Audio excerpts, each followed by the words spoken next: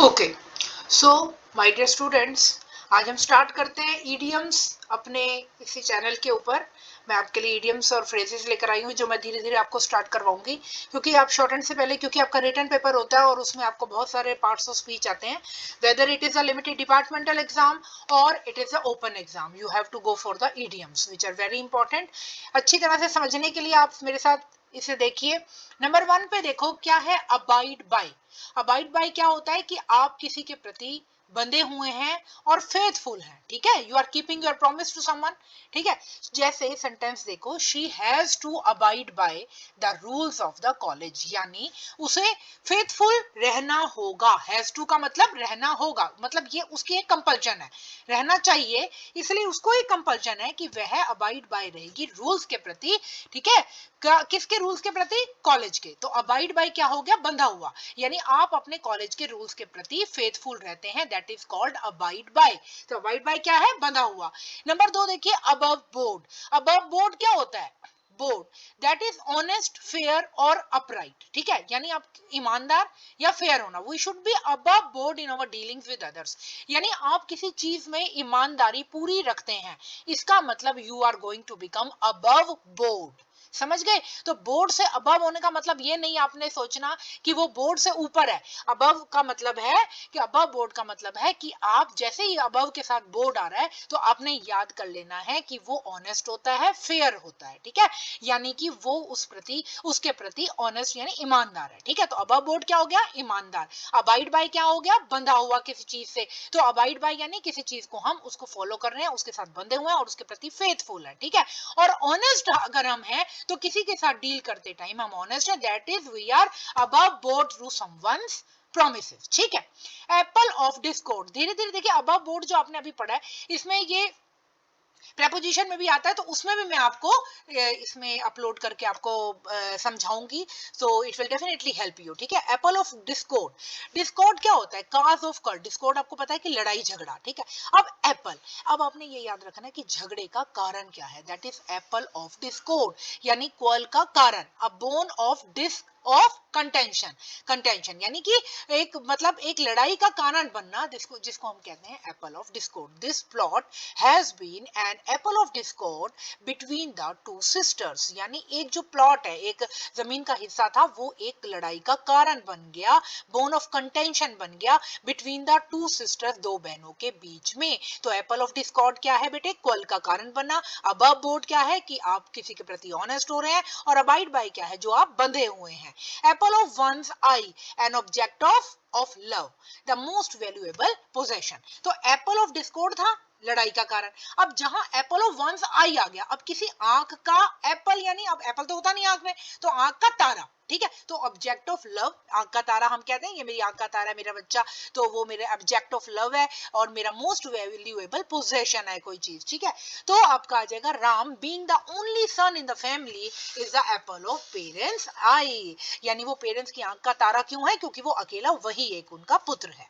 आगे देखते हैं, Apple pie order. Apple pie order क्या कहता है? इन परफेक्ट ऑर्डर, यानी कि परफेक्ट ऑर्डर में आप एप्पल पाई करते हो। एप्पल पाई मतलब एप्पल पाई आपको पता है कि खाने का होता है, जैसे कि उसी ऑर्डर में किस तरीके से एक एक चीज को बना के आप वहां तक पहुंचते हो। Every article in Rajan's drawing room is in an apple pie order, यानी उसके ड्राइंग रूम में हर चीज एप्पल पाई ऑर्डर में रखी गई, ठीक है। To be at one's wit's end, to be confused, यानी कि कंफ्यूज होना। I am at my wits end and do not know how to resolve this conflict, यानी कि किस तरीके से कह रहा है एट वंस विट एंड का मतलब समझो कि विट्स की एंड, दैट मीन्स जो भी बात है उसको हम कंफ्यूज लेवल पे ले रहे हैं, यानी मैं अपने विट्स एंड पे हूं, यानी मैं बिल्कुल कंफ्यूज हूं, एंड डू नॉट नो, और मुझे नहीं पता how to resolve this conflict, और इस लड़ाई को मुझे कैसे रिजॉल्व करना है। बेटे रिजॉल्व मतलब क्या होता है? उसको सुलझाना, तो वो होता है to be at one's wit's end. तो विट क्या होगी? कंफ्यूजन, उसके बाद में यानी कि मैं उसको कंफ्यूजन को नहीं सुलझा पा रहा।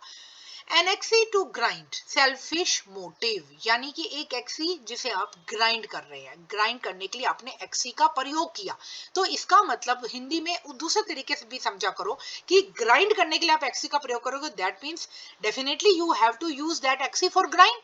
तो यानी तुमने एक सेल्फिश मोटिव लिया।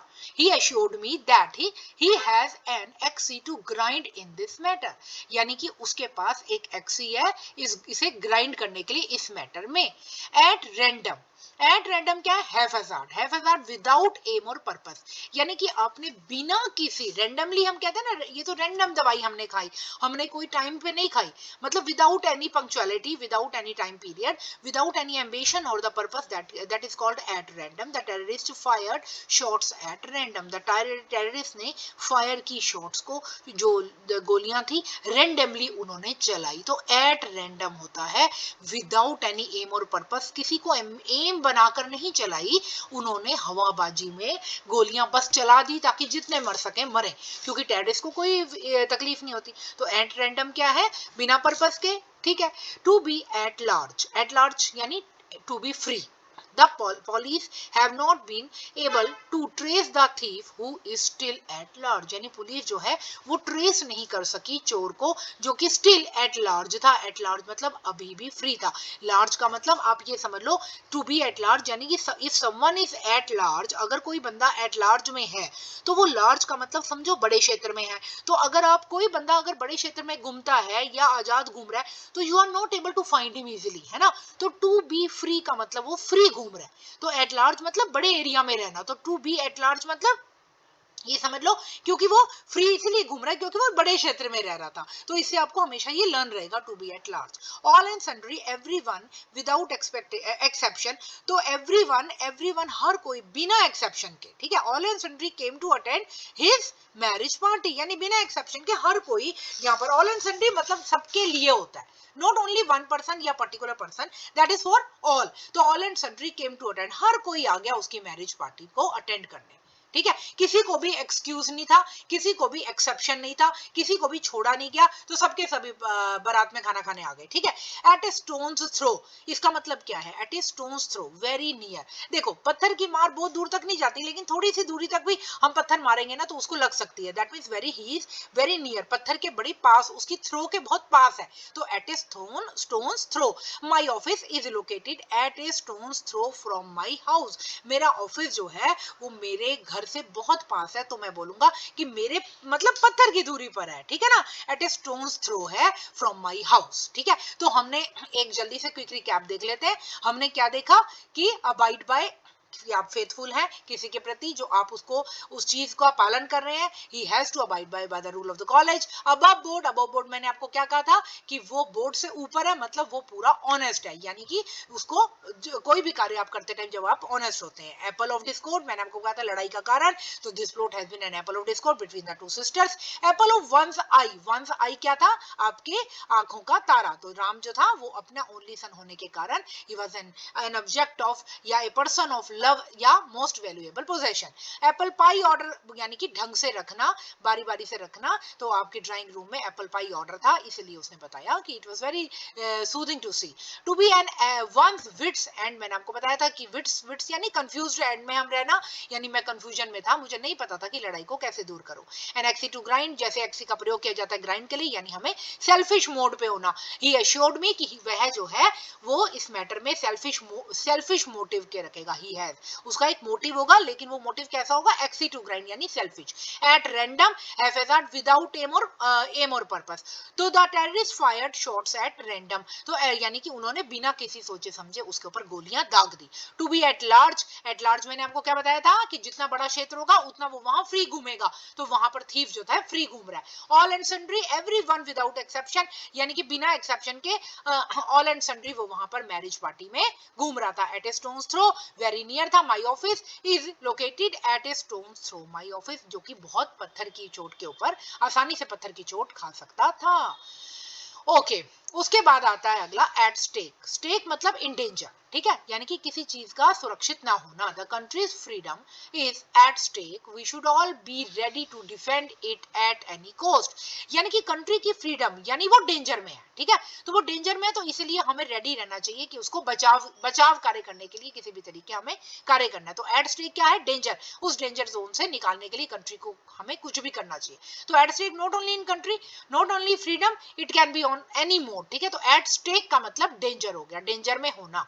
At the bottom of, bottom of का मतलब रियल काज, यानी कि किसी चीज का बॉटम में होना, रियल यानी उसका बॉटम, देखो बॉटम में यानी तह में, तह में मतलब उसका रियल कारण क्या है। It appears that Leela is at the bottom of this practical joke, practical joke is practical, practical मतलब वो एक जोक जो था वो एक जोक नहीं था, वो एक प्रैक्टिकल जोक था। उसकी तह यानी उसका असली जो कारण थी ना वो लीला खुद थी, समझ गए। तो वो रियल काज थी, तो रियल काज बॉटम यानी तह में छुपा हुआ है, तो आप इसे याद कर लो वो रियल काज है।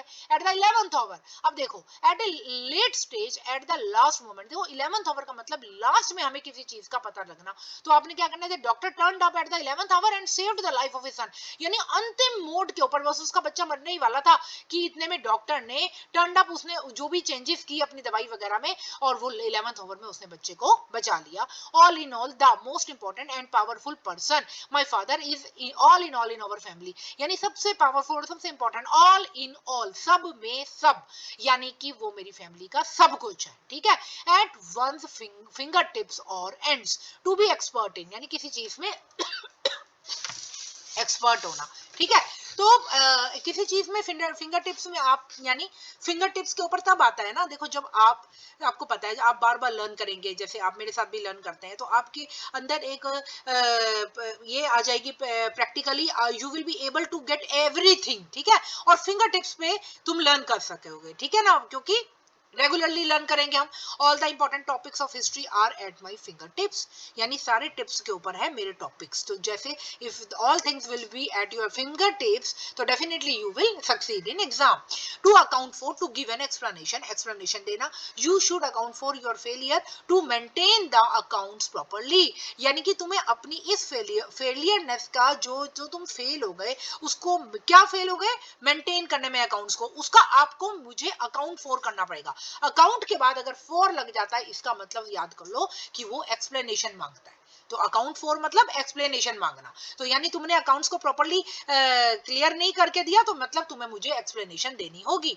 To be addicted to be accustomed to, यानी कि किसी चीज के हमें लत पड़ जाना, used in a bad sense only, ठीक है।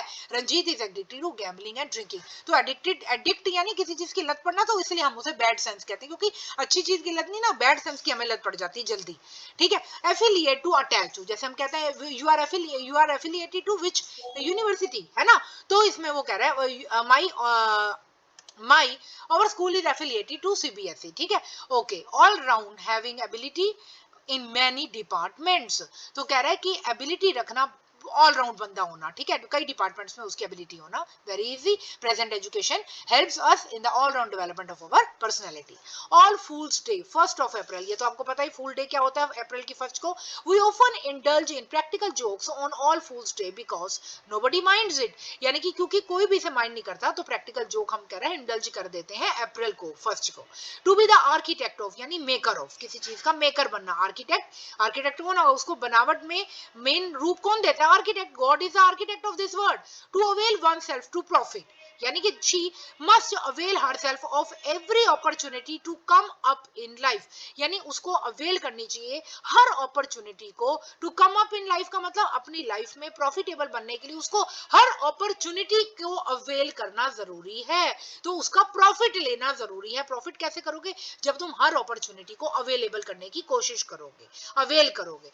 Answer one's purpose to serve a purpose, किसी के पर्पस को सर्व करना, यानी आप आंसर कर रहे हो her scooter is a bit out of order it can still answer her purpose, इसका मतलब है कि अभी भी वो काम करने की योग्यता रखता है, चाहे वो bit out of order हो गया। at the back of behind some teachers with personal motives are at the back of this strike in the college, यानी कुछ जो टीचर्स हैं वो पर्सनल मोटिव के साथ इसमें है, किससे, इसके पीछे हैं, किसके पीछे, at the back of this strike in the college, इस स्ट्राइक के पीछे हैं। Behind one's back during one's absence it is bad to pass unkind remarks against a person behind his back, यानी कि किसी की एब्सेंस में अगर हम अनकाइंड रिमार्क्स दे रहे हैं, ये एक दुराचार है, ठीक है, ये अच्छा बिहेवियर नहीं है, which is a bad habit. To turn one's back upon, अब देखो जब आपने बोला वंस बैक के बिहाइंड तो पीठ पीछे, ठीक है। To turn one's back upon यानी किसी की बैक अपॉन के टर्न कर गए, यानी कि तुम भाग गए वहां से। A true friend does not turn his back upon यानी कि वो पीठ नहीं दिखाता अपने मित्र को टाइम ऑफ ट्रबल में, ठीक है। आप भाग गए ऐसे नहीं, यानी पीठ दिखा के भाग जाना। टू द बैकबोन थोरोली यानी कि थोरोली किसी चीज को आप ध्यान से पढ़ो। Tilak was a patriot to the backbone यानी कि तिलक जो था वो एक पैट्रियोट था टू द बैकबोन, ठीक है। तो थोरोली यानी उसको अच्छी तरह से थोरोली आप समझोगे तो इसका मतलब आप उसकी बैकबोन के रूप में काम कर रहे हो, ठीक है। तो इसमें हमने इस पेज में हमने क्या देखा, जल्दी से क्विक रिकैप कर लेते हैं। एट स्टेक हमने देखा, एट स्टेक में आपने देखा इसका मतलब इन डेंजर होता है, ठीक है। जैसे कि कंट्री की स्थिति डेंजर में तो हमें उसे सुधारना है। एट द बॉटम ऑफ यानी उसकी तह में, रियल काज है उसका। एट द 11th और जो सबसे ऊंचा हो जाता है यानी कि सबसे लेट हो जाता है, यानी लेट टाइम के ऊपर हमें पता लगा, ठीक है। ऑल इन ऑल यानी सब में सब यानी सब कुछ होना, सब एवरीथिंग, ठीक है ना। तो मेरी फैमिली में मेरे पिताजी एवरीथिंग है। एट वंस फिंगर टिप्स यानी कि आपको पता है कि आपके फिंगर टिप्स के ऊपर कोई चीज याद होना, यानी आपको सब कुछ पता लग जाना। टू अकाउंट फॉर का मतलब है आपको एक्सप्लेनेशन देनी पड़ेगी। टू बी एडिक्टेड टू यानी किसी चीज की लत पड़ जाना। एफिलिएट टू यानी अटैच टू विच यूनिवर्सिटी या विच स्कूल। ऑल राउंड यानी जिसमें सब चीजों का ऑल राउंड आपको नॉलेज होगी। All fools day 1st of April। To be architect of यानी कि आप उसके मेकर हैं। To avail oneself to profit यानी कि आप उसको प्रॉफिट दे रहे हैं, ठीक है ना। आप प्रॉफिट के लिए आप क्या कर रहे हो, हर चीज को अवेल करने की कोशिश कर रहे हो। Answer one's purpose to serve a purpose यानी कि पर्पस को सर्व करना। एट द बैक यानी मैंने बताया था कि पीठ पीछे, जो गलत है। Behind one's back sorry at the back of the, मैंने आपको बताया विद पर्सनल मोटिव के साथ, आप उसकी बैक के साथ बिहाइंड उसके पीछे हैं। जब वंस बैक आएगा उसका मतलब क्या होगा, किसी की पीठ पीछे, ठीक है। यो दोनों का फर्क आपने ध्यान से देखना है। वंस बैक मतलब किसी की पीठ पीछे आपने गलत रिमार्क दिए, और एट द बैक ऑफ का मतलब है कि वो रीजन हो सकता है, यानी समझ लो इस चीज का कारण क्या था, इस चीज की इन सब चीजों के पीछे कौन था, तब एट द बैक ऑफ होगा। और किसी की पीठ पीछे में आता है तो वंस बैक आता है, बिहाइंड द वंस बैक, तब आपने ये लर्न करना है। और to turn one's back upon यानी किसी की पीठ दिखा के भाग जाना, यानी उसका साथ ना देना। टू द बैकबोन और बैकबोन की तरफ, समझ गए। तो टू द बैकबोन की तरफ यानी थोरोली आपने उसको देख लिया। तो अब आप ऐसे करके अगर आप मेरे साथ रिवाइज करते रहेंगे तो definitely you will get all the idioms very well, ठीक है। ओके, सो लाइक इट और also share it to your friends जिन्हें आप चाहते हैं कि उनको भी यही लर्न हो जाए जल्दी से, और इसको आगे आगे शेयर करते जाइए, ठीक है, और अच्छी तरह लर्न कीजिए। Okay, thank you so much.